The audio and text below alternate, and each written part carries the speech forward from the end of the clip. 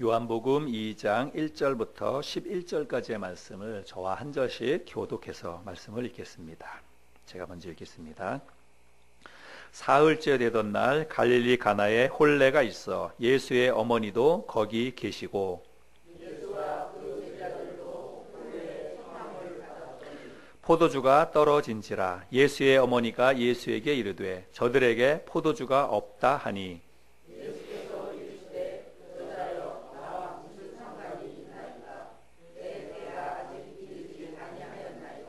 그의 어머니가 하인들에게 이르되 너희에게 무슨 말을 하시든지 그대로 하라 하니라.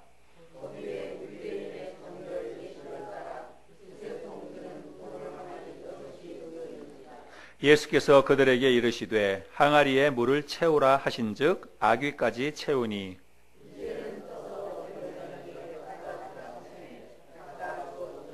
연회장은 물로 된 포도주를 맛보고도 어디서 났는지 알지 못하되 물 떠온 하인들은 알더라. 연회장이 신랑을 불러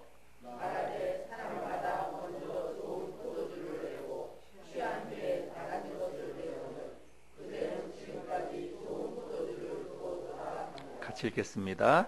예수께서 이 첫 표적을 갈릴리 가나에서 행하여 그의 영광을 나타내심에 제자들이 그를 믿으니라. 아멘. 여러분 혹시 음식점에 가서 음식을 먹고 났는데 지갑에 돈이 모자랐다든지 아니면 슈퍼마켓에 가서 장을 다 보고 계산을 하려고 계산대에 갔는데 지갑을 안 가져왔다든지 혹시 그런 경험이 있는지 모르겠습니다.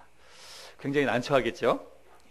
그런데 굉장히 난처하긴 하지만 그 정도 상황은 우리가 얼마든지 해결할 수 있는 그런 문제라고 생각이 됩니다. 그런데 예를 들어서 우리가 해외여행을 갔는데 해외여행을 가서 낯선 곳에서 지갑을 도둑 맞았다든지 아니면 짐이나 또 지갑이나 이런 것들을 통째로 다 잊어버렸다든지 만약에 그러면 정말 이제 보통 문제가 아니죠.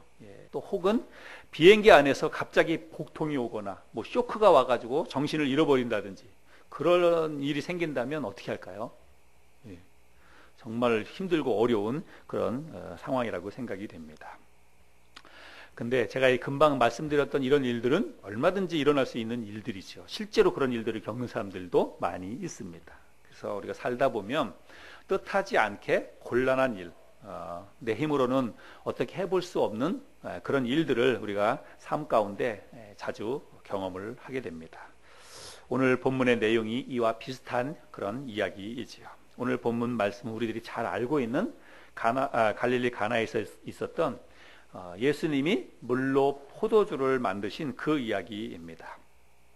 근데 오늘 이 말씀에 보면 이것이 예수님께서 이 땅에 오셔서 행하신 첫 번째 표적이다 이렇게 말씀을 하고 있습니다. 11절에 보면 예수께서 이 첫 표적을 갈릴리 가나에서 행하여 이렇게 말씀하고 있지요. 예수님께서 이 땅에 오셔서 생존해 계시는 동안에 많은 표적들을 행하셨습니다.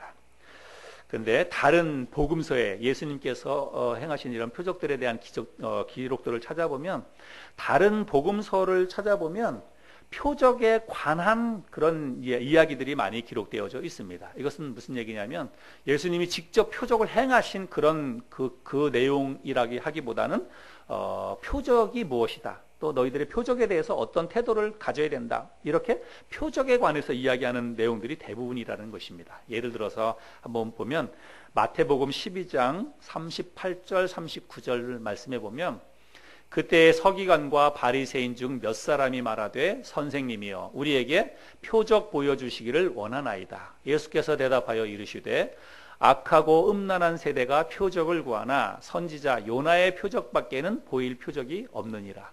자, 여기서 나오는 그 표적이라고 하는 것은 뭐냐면 바리새인들과 서기관들이 예수님에게 표적을 좀 보여달라 이렇게 얘기하죠. 그랬더니 예수님께서 악하고 음란한 세대가 표적을 구한다라고 책망하시면서 너희에게 보여줄 표적은 요나의 표적밖에 없다 이렇게 말씀을 하십니다. 그래서 지금 여기서 하시는 것은 어떤 표적을 행하신 것이 아니라 표적에 관한 그런 이야기들을 지금 하고 있는 것이다 라고 하는 것을 알 수가 있죠. 또 한 군데 보면 마가복음 8장에 보면 바리새인들이 나와서 예수를 힐난하며 그를 시험하여 하늘로부터 오는 표적을 구하거늘 예수께서 마음속으로 깊이 탄식하시며 이르시되 어찌하여 이 세대가 표적을 구하느냐 내가 진실로 너희에게 이르노니 이 세대에 표적을 주지 아니하리라 하시고, 여기서도 표적을 구하는 바리새인들을 책망하시면서 내가 너희들에게 표적을 보여주지 않겠다 이렇게 이야기를 하십니다.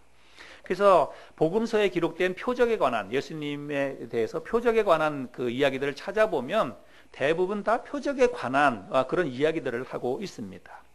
그런데 실제로 예수님이 직접 표적을 행하신 그런 대부분의 기록들은 요한복음에 기록되어져 있습니다. 그래서 특별히 요한복음에 보면 예수님이 행하신 표적 7가지가 기록되어져 있습니다. 어떤 것들이 있냐면, 첫 번째는 오늘 우리들이 보는 물로 포도주를 만드신 사건, 이것이 있고, 그 다음에는 왕의 신하의 아들을 고쳐주신 그런 사건이 또 기록되어져 있습니다. 그 다음에 38년 된 병자를 고쳐주신 사건, 오병이어 사건, 무리를 걸으신 사건, 소경의 눈을 고쳐주신 사건, 그리고 죽은 나사로를 살리신 사건. 그래서 이렇게 7가지의 표적이 요한복음에 기록되어져 있습니다. 그 가운데 오늘 우리가 나눠보는 이 말씀이 첫 번째 표적이지요. 갈릴리 가나의 한 집에 혼인잔치가 있었습니다. 그래서 당시 유대 사회의 이 팔레스타인 지방에서의 결혼 풍습은 오늘날 우리들의 결혼 풍습과 유사한 점도 있고 또 다른 점도 있고 그렇습니다. 그래서 이 유대 사회의 결혼 풍습을 조금 생각해 보면, 먼저 결혼식을 하기 전에 1년 전에 뭘 하냐면 정혼이라고 하는 것을 합니다. 뭐 우리들 개념으로 하면 약혼이라고 볼 수도 있겠는데, 우리 사회에서 있는 이 약혼보다는 어떤 규율이나 뭐 법적인 효력이나 이런 거를 따지고 보면 훨씬 더 엄격하고 강하다라고 할 수 있습니다. 그래서 1년 전에 이 정혼식은 어디서 하냐면 신부 집에서 한다고 합니다. 그래서 신부 집에서 양가 부모들이 모여서 신랑 될 사람, 신부 될 사람 같이 모여서 서로 결혼하기로 합의를 한답니다. 그리고 합의가 이루어지면 서로 포도주를 나눠 마신다고 합니다. 그리고 그것으로 간단하게 그런 정혼식이 끝나긴 하지만, 그때부터 두 사람이 이제 어떤 법적으로 부부가 되었다라고 하는 것이 이제 성립이 된다고 합니다. 그래서 만약에 정혼을 하고 나서 파혼을 하게 된다면 그거는 이제 결혼을 파기하는 것과 같은 법적인 효력이 이제 나타나게 된다고 하는 거예요.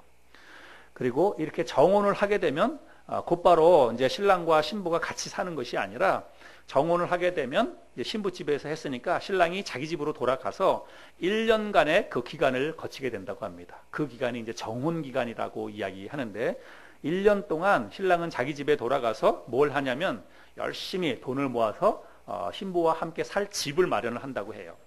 그리고 신부는 1년 동안 자기의 몸과 마음을 깨끗하게, 정갈하게, 그리고 아름답게 잘 꾸미고, 그리고 이제 신혼집에 들어가서 살림살이를 이제 마련한다고 합니다. 그 기간이 이제 1년이 되는 거예요. 이 기간이 정혼 기간이라고 하는 것입니다. 우리가 성경에 요셉과 마리아가 정혼을 하고 동거하기 전에 성령으로 우리 예수님을 잉태했다 그랬잖아요. 바로 그 정혼 기간 동안에 있었던 일입니다. 그 정혼 기간에는 신랑과 신부가 같이 이렇게 연합할 수 없습니다. 그냥 정혼 기간이라고 해가지고 서로 부부가 함께하지 않는 거예요. 근데 이제 요셉과 마리아는 그 정혼 기간 동안에 하나님께서 성령을 통해서 잉태하게 해주셨다라고 하는 것입니다. 그래서 그 정혼 기간이라고 하는 것이 그렇게 1년이 필요합니다. 그래서 이제 그 1년이라고 하는 기간이 지나고 나면 이제 결혼을 하게 되는데, 신랑이 신부 집에 찾아갑니다. 그래서 신랑과 그리고 신랑의 친구들이 신부를 데리러 이제 가는 것입니다. 그래서 보통 이제 밤에 간다고 해요. 그래서 우리들도 이제 그러는 것처럼 신랑과 신랑의 친구들이 이렇게 신부 집에 가는데, 동네에 가가지고 큰 소리로 외친답니다. 뭐라고 외치냐면 함사세요, 함사세요. 예, 그건 이제 우리나라에서 하는 것이고, 거기서는 뭐라 그러냐면 보라 신랑이로다 이렇게 크게 외친답니다. 신랑이 왔다 이렇게 외친다는 것입니다. 그러면 신부가 이제 등불을 들고 밤이니까 등불을 들고 신랑을 맞이하러 이렇게 나온다지요. 그런데 등불을 들고 나와서 그때 바로 신랑을 맞이하는 것이 아니라 특별히 마련된 한 그 처소가 있는데, 신부는 그곳에 들어가서 또 나오지 못한대요. 7일 동안 그 축제가 벌어지는 건데, 그 결혼 그 축제를 7일간 한답니다. 원래 이제 전통적으로 유대인들은. 그래서 신랑의 친구들과 또 신부 측의 친구들과 집안 어른들과 이런 사람들이 다 모여서 같이 춤도 추고 음식도 나누고 그러면서 7일간 그런 잔치를 벌인다고 합니다. 근데 이제 신부는 자기 얼굴을 공개를 안 하는 거예요. 그리고 이제 7일이 지나고 나면 신랑이 들어가서 얼굴을 가리고 있던 베일을 이렇게 들쳐서 신부의 얼굴을 다른 사람들 앞에 이렇게 소개해주고 공개해주고 그리고 이제 본격적인 결혼식을 하게 된다고 합니다. 유대에서는 결혼식을 보통 야외에서 그렇게 하는데 이제 이런 게 뭐냐면 후파라고 이렇게 얘기하는데 유대 결혼식 할 때 이제 이런 야외에서 저런 거를 설치하고 그렇게 한다고 합니다. 저런 거는 뭐 이제 현대식 오늘날 그 후파라고 이렇게 볼 수 있습니다. 그리고 저렇게 이제 야외에서 저런 것들을 설치해 놓고 저 아래서 결혼 예식을 하지요. 요거는 이제 밤 시간인데 아마 오늘 우리들이 보는 이런 장면이지 않을까 이런 생각이 듭니다. 밤에 많은 사람들이 모여 있고 동네 그 넓은 마당에서 저렇게 호파 밑에서 이제 결혼식을 하게 되는 것입니다. 주님이 이런 이제 그 갈릴리 가나에 결혼식이 있는 이 집안에 주님이 잔치집에 초대를 받아서 가게 되었습니다. 예수님의 어머니인 마리아도 초대를 받아서 가고 또 예수님의 제자들도 함께 이 집안에 초대를 받아서 가게 되었다. 성경에 말씀하고 있습니다. 이런 걸로 보면 아마 예수님과 이 잔치집 그 혼주 이 집안 사람들과는 평소에 잘 알고 지내는 그런 사이다라고 하는 것을 우리가 짐작해 볼 수가 있습니다. 어찌됐든지 간에 예수님이 어머니와 제자들과 함께 잔치집에 초대를 받아서 가서 이제 음식을 먹고 또 축제를 즐기고 그러고 있었는데 잔치집에서 포도주가 다 떨어져 버렸습니다. 여러분 한번 상상을 해보시기 바랍니다. 잔치집에 음식이 다 떨어졌다. 한참 잔치가 진행되고 있는데 음식이 다 떨어졌어요. 그것도 잔치집에서 술이 다 떨어졌다. 이거는 뭐 굉장히 큰 일이 아닐 수 없습니다. 손님들에게 엄청난 결례이고 또 저희도 이제 옛날에 시골에서 잔치도 하고 그랬는데 이제 어떤 사람들은 와가지고 잔치집 아침부터 와가지고 밤늦게까지 안 가요. 그 자리에 앉아가지고 계속 먹고, 근데 술이 또 이만큼 채가지고 막 행패도 부리기도 하고, 술도, 그만 드시라고, 이제 많이 드셨으니까 그만 드시라고 하면, 그러면 또 집 주인하고 또 싸움도 일어나고 막 그래요. 그럼 사람들이 술 먹고 오면 또 그렇지 않습니까? 그런데 술이 다 떨어졌으면 아마 이건 집안에서 진짜 큰일이, 난처한 일이 아닐 수가 없습니다. 여러분, 그날 신랑의 부모와 그리고 신랑, 이 사람들이 얼마나 공경에 처했는지 난처한 상황인지는 우리가 충분히 상상이 됩니다. 그런데 그런 모습을 이렇게 지켜보고 있다가 뭐 발을 동동 구르고 뭐 어찌할 수 없어서 동분서주하고 집주인 그 혼주가 그렇게 했겠죠. 근데 그런 모습을 보고 예수의 어머니가 마리아가 뭐라고 예수님에게 이야기하냐면 저들에게 포도주가 다 떨어졌다 이렇게 이야기를 합니다. 그러니까 주님이 거기에 대해서 뭐라고 답변합니까? 여자여, 그것이 나와 무슨 상관이 있나이까? 이렇게 이야기합니다. 여러분, 실제로 예수님이 하시는 그 대답은 틀린 대답이 아니에요. 그 혼인 잔치집에서 포도주가 다 떨어진 게 예수님하고 무슨 상관입니까? 그렇죠? 예수님하고 아무 상관이 없는 거예요. 그 집안 사람의 문제지. 근데 이렇게 대답한 게 뭐 냉정한 것 같고 그러기는 하지만 사실은 맞는 대답이고, 그리고 예수님께서 그것이 나와 무슨 상관이 있나이까 이렇게 대답한 거는 그냥 술 떨어진 게 나하고 아무 상관이 없다. 그냥 그렇게 얘기하시는 것이 아니라, 그런 의미로 얘기하신 것이 아니라, 예수님은 지금 내가 이 문제에 있어서 개입을 하거나 이 문제를 도와주거나 그럴 만한 때가 아직 이르지 못했다. 그렇게 지금 예수님은 말씀을 하고 있습니다. 그 이후에도 보면 예수님께서 많은 병자들을 고쳐주시고 또 많은 문제들을 해결해 주시고 귀신 들린 사람에게 귀신을 내어 쫓아주시고 많은 일들을 하지요. 그런데 그런 일들을 행할 때마다 많은 사람들은 그 일을 행하시는 예수님을 주목합니다. 예수님에게 영광을 돌리고 예수님을 높이고 그렇습니다. 그런데 예수님은 그 모든 일들을 하면서 예수님의 마음속에, 그리고 그런 일들을 하면서 예수님은 항상 하나님 앞에, 성부 하나님 앞에 영광을 돌리고 하나님의 영광을 나타내는 것이 예수님의 뜻이고 목적인 것을 알 수가 있습니다. 아무튼 그런 일들이 있을 때 예수님의 어머니인 마리아가 이상한 말을 합니다. 잔치집에 그 하인들을 향해서 뭐라고 얘기하냐면 주님이 뭐라고 너희들에게 이야기하든지 그대로 하라 이렇게 이야기를 합니다. 예수님께서는 이게 포도주가 떨어진 것이 나와 무슨 상관이 있나이까 이렇게 얘기했으면 사실은 끝이에요. 그러면 이제 마리아도 뭐 더 이상 할 얘기가 없는 것이고 그건 뭐 주인이 알아서 할 일이니까 지켜봅시다 라고 그렇게 하고 그냥 넘어가야 되는데 갑자기 마리아가 거기서 일하는 하인들을 불러서 이렇게 얘기합니다. 내 아들 이 주님이 당신들에게 뭘 요구하든지 뭘 시키든지 그대로 하라 이렇게 이야기합니다. 여러분 이 말은 지금 마리아가 뭔가를 알고 있는 것 같지 않아요? 그렇죠. 마리아가 뭔가를 알고 있고 그리고 뭔가를 기대하는 듯한 그런 뉘앙스를 우리가 충분히 찾아볼 수 있습니다. 그런데 실제적으로 이 갈릴리 가나에서 지금 예수님이 물로 포도주를 만드는 이 기적이 첫 번째 표적이라 그랬잖아요. 한 번도 예수님이 어떤 특별한 능력을 행하셔가지고 이런 표적을 보여주신 적이 있다 없다? 없다. 지금까지는 한 번도 그런 걸 마리아도 본 적이 없어요. 그럼에도 불구하고 마리아는 예수님이 뭐라고 말씀을 하시면 그대로 뭔가 다른 일이 일어날 것이다 라고 하는 것을 아는 것 같기도 하고 그런 것을 기대하는 듯한 그런 이제 이야기를 했다는 것입니다. 어찌됐든지 간에 예수님은 하인들에게 뭐라고 얘기하냐면 6개의 물 항아리에다가 물을 가득 채우라 라고 이야기를 합니다. 그리고 그 말을 들었던 하인들은 그대로 가서 6개의 항아리에다 물을 가득 채우죠. 그리고 나서 예수님이 뭐라고 얘기하냐면 한 사발 떠다가 연회를 담당하고 있는 연회장에게 그거를 한 사발 갖다 주라 이렇게 이야기합니다. 여러분 잔치집에 가면 그 연회를 담당하는 사람이 있어요. 우리 옛날에 시골에서도 옛날식으로 잔치할 때 보면 뭐 그걸 뭐라 그러냐 과방이라 그러나요? 그렇게 음식을 한 군데다가 이렇게 모아놓고 그거를 이렇게 내주는 그런 것만 담당하는 사람이 있습니다. 그 사람은 그래도 동네에서 조금 인정받는 사람이에요. 네, 여기도 연회장이 따로 있었습니다. 그 사람에게 한 사발 갖다 주라 이렇게 이야기를 하는 거예요. 그래서 그 사람에게 갖다 주니까 그거를 마셔보니까 이게 맹물이 아니라 포도주예요. 갑자기 물이었는데 그게 포도주로 변한 것입니다. 그것도 지금까지 잔치를 시작해가지고 지금까지 먹어본 포도주 가운데 가장 맛있는 가장 좋은 포도주였다는 것입니다. 결국 잔치는 계속 잘 되었고 혼주와 신랑은 난처한 상황을 모면하게 되었다는 것입니다. 그리고 그 일을 통해서 옆에서 그 일을 지켜보았던 예수님의 제자들이 우리가 믿고 따르는 이 예수님이 어떤 분이신지를 그들이 다시 한번 깨닫고 예수님을 신뢰하고 믿게 되었다. 오늘 본문 내용이 바로 그러한 내용입니다. 자, 오늘 우리가 이 본문 말씀을 통해서 이렇게 함께 나눌 교훈들을 좀 생각해 보기를 원합니다. 여러분, 오늘 우리가 이 말씀을 통해서 우리가 주목해야 할 그런 사실이 있습니다.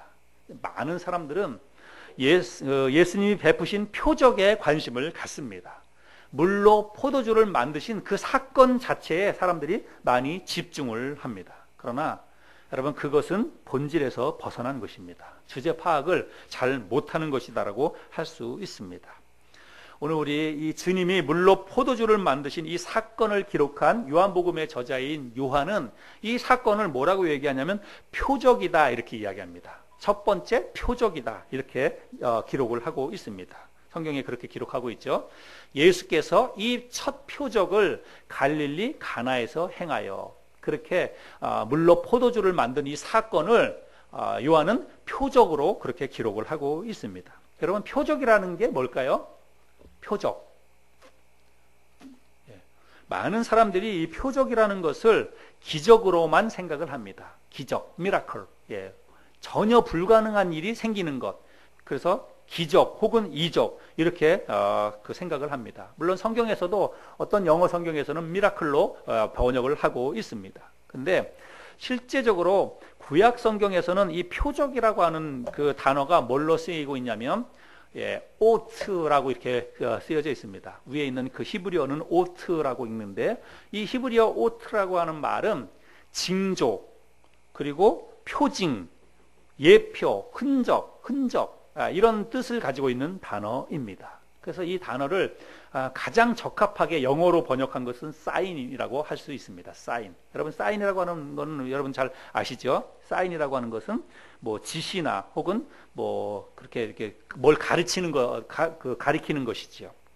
그래서 구약 성경에 보면 표적이라고 이렇게 성경에 이렇게 번역이 되어 있는 그런 그 성경 구절들을 찾아보면 우리들이 알고 있는 일반적인 기적 혹은 뭐 그런 특별한 어떤 없었던 일 그런 것들이 막 이렇게 생기거나 그런 것들을 이야기하는 것이 아닌 것을 우리가 확인해 볼 수 있습니다. 한번 볼까요?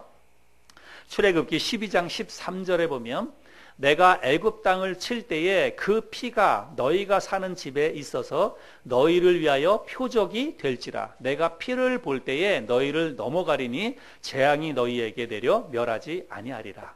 여러분, 이건 우리들이 잘 아는 것처럼 6월절 그 애굽을 떠나올 때 문 임방과 좌우 설지에다가 피를 바르라 그랬잖아요. 어린 양의 그 피를.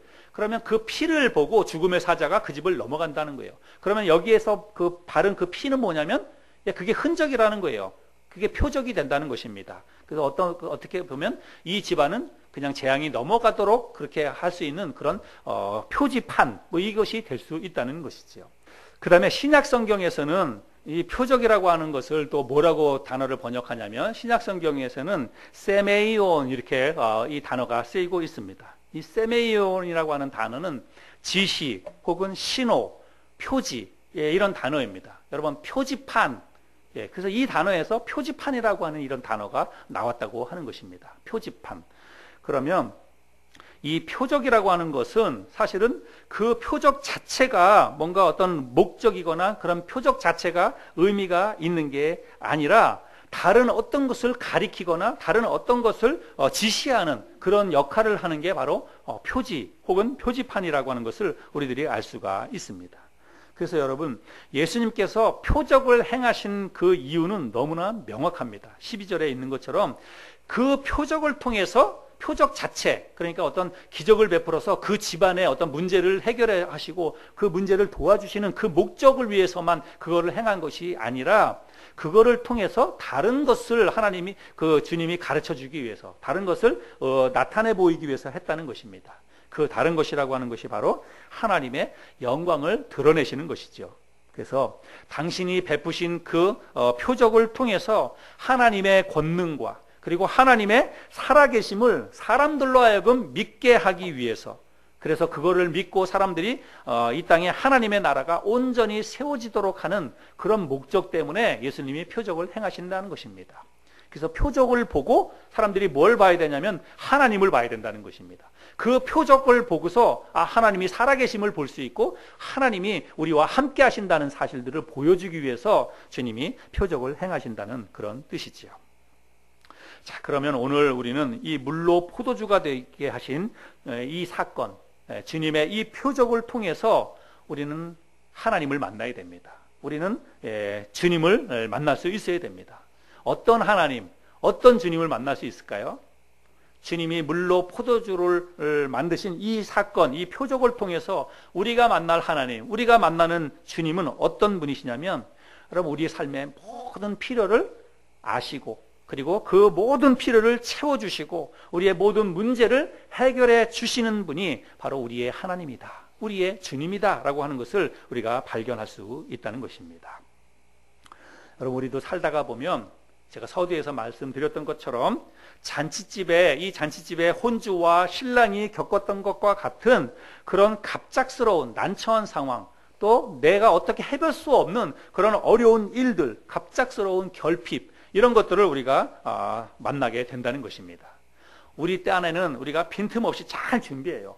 꼼꼼히 잘 준비한다고 하지만 전혀 예상하지 못했던 다른 곳에서 문제가 뻥 터져가지고 정말 이러지도 못하고 저러지도 못하는 그런 상황이 우리의 삶 가운데 너무나 자주 일어나게 된다는 것입니다.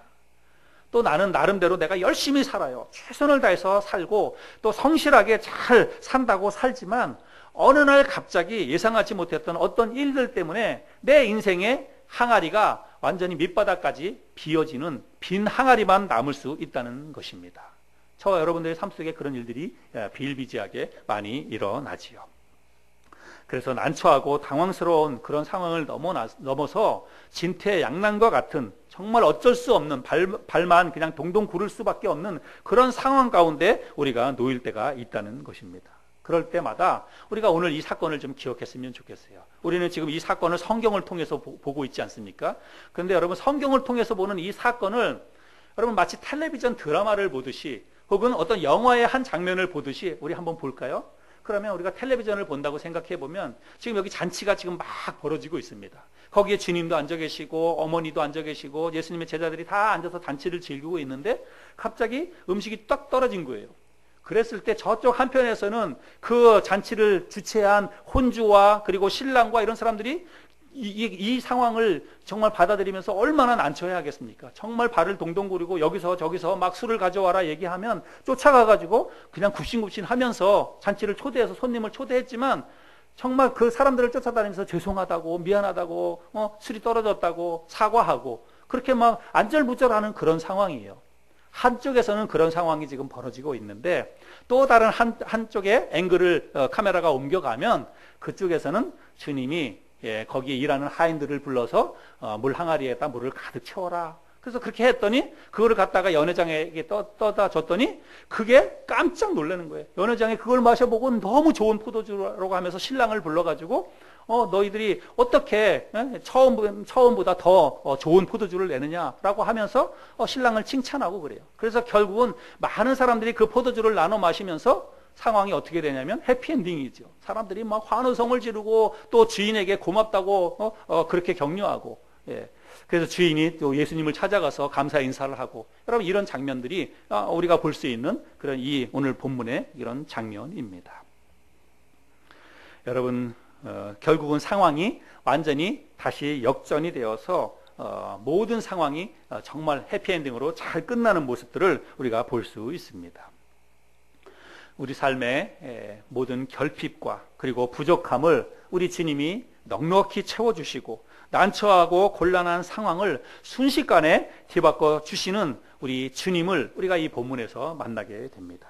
그런데 우리가 만난 이 주님은 갈릴리 가나의 이 혼인 집에만 계시는 것이 아니라 오늘 우리의 삶의 현장에 찾아오셔서 우리와도 함께하고 계시고 우리의 집안에 그리고 여러분의 집안에 우리의 교회에도 그 주님이 함께 오셔서 우리의 문제를 보시고 우리의 문제를 해결해 주시고 우리의 부족함을 하나님께서 넉넉하게 여섯 항아리 넘치도록 채워주시는 그런 주님을 우리가 영적인 눈으로 오늘 발견할 수 있었으면 좋겠습니다. 히브리서 4장 15절 말씀에 보면 우리에게 있는 대제사장은 우리의 연약함을 나몰라라 하는 분이 아니라고 말씀하고 있습니다.